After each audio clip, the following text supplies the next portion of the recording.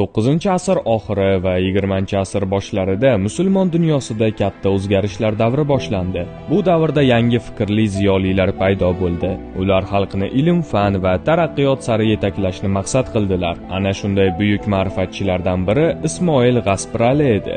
Ismoil G'asparali 1851-yilda Qrimning Baxchisaroy shahrida tug'ilgan. U yoshligida ilm, fan va ta'limga qiziqqan. Turli maktablarda o'qib, rus va sharq madaniyatini chuqur o'rgandi.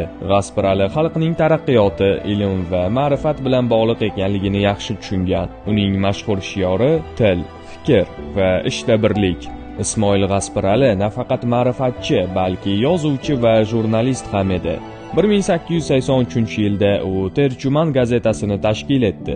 Bu gazeta butun turkiy dunyoda tarqaldi, ma'rifat va yangilik g'oyalarini yoydi. Musulmon jamiyatini uyg'onishga chaqirdi. G'asparali shuningdek ko'plab maqola va asarlar yozib, jamiyatni ilm-fan, taraqqiyot sari undadi.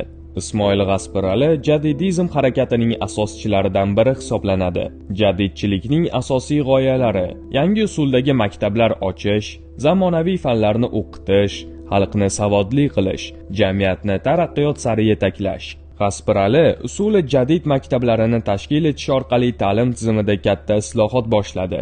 G'asparali g'oyalari tez orada Turkiston hududiga ham tarqaldi. Bu g'oyalar ko'plab o'zbek ma'rifatchilariga ilhom berdi. Masalan, Mahmudxo'ja Behbudiy, Abdulla Avloniy, Munavvar qori Abdurashidxonov, ular ham yangi maktablar ochib, xalqni ma'rifatga chaqirdilar. Ismoil G'asparali butun turkiy dunyo tarixida muhim o'rin egallaydi. U xalqni jaholatdan chiqarish, ilm, fan va taraqqiyot sari yetaklash uchun umrini bag'ishladi. Bugungi kunda ham uning g'oyalari dolzarb. Til, fikr va ishda birlik.